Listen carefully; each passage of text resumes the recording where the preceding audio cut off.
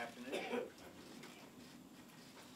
President Trump's Quick comment. We extend our prayers to the loved ones and friends and family of those killed in the tragic crash of Ethiopian Airlines Flight ET-302.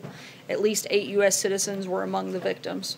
We are working with the government of Ethiopia and Ethiopian Airlines to offer all possible assistance.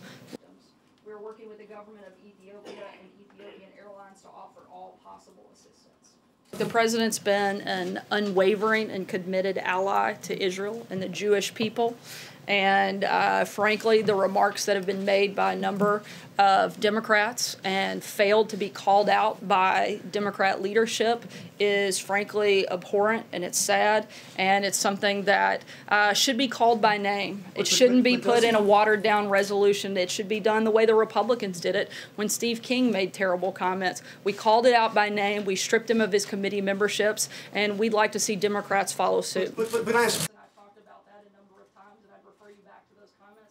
use words like abhorrent and unacceptable.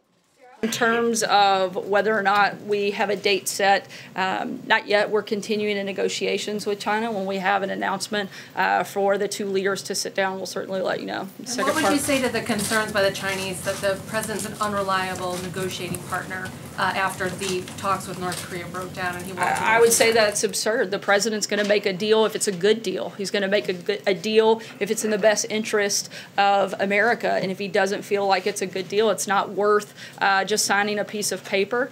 And the president didn't feel like what was on the table was enough. The president's 100% committed to denuclearization of the peninsula, and he's going to make sure that whatever we do furthers that process. We'll see what happens with North Korea the same way we're going to see what happens in the negotiations with China. They're ongoing, and the president's going to make sure whatever deal we get is in our best interest, that it's fair and reciprocal trade, that it protects our intellectual property, and that it actually has safeguards to make sure that the Chinese follow through with whatever commitments that they make. Like, necessary to protect the people of this country, secure our borders. I remember calls or meetings that he might be taking with senators who he believes could be voting for that resolution. Certainly, we talked to a number. President doing about that? He's doing his job. He's doing what Congress should be doing. He took an oath of office, and he has a constitutional duty to protect the people of this country. We have a humanitarian and national security crisis at our border, and the president's doing his job in addressing it. He gave Congress a number of opportunities to actually address it, and they failed to do so. So the president is taking his constitutional authority that Congress granted him.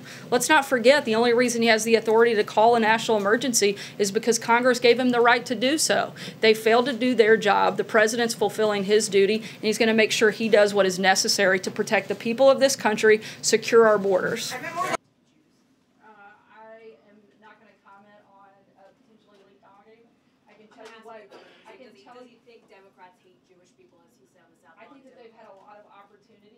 The president has had and laid out clearly his position on this matter. Democrats have had a number of opportunities to condemn specific comments and have refused to do that. That's a question, frankly, I think you should ask Democrats what their position is, since they're unwilling to call this what it is and call it out by name and take actual action against members who have done things like this, like the Republicans have done when they had the same opportunity. So I'm not going to get into specifics of things that are currently under review. I'm not going to get into specifics of things that are currently under review by the Oversight Committee and other committees. What I can tell you is that Cohen's own attorney stated and contradicted his client when he said that he was aware that those conversations had taken place. We know that Michael Cohen lied to Congress prior to his testimony most recently, and we know that he's lied at least twice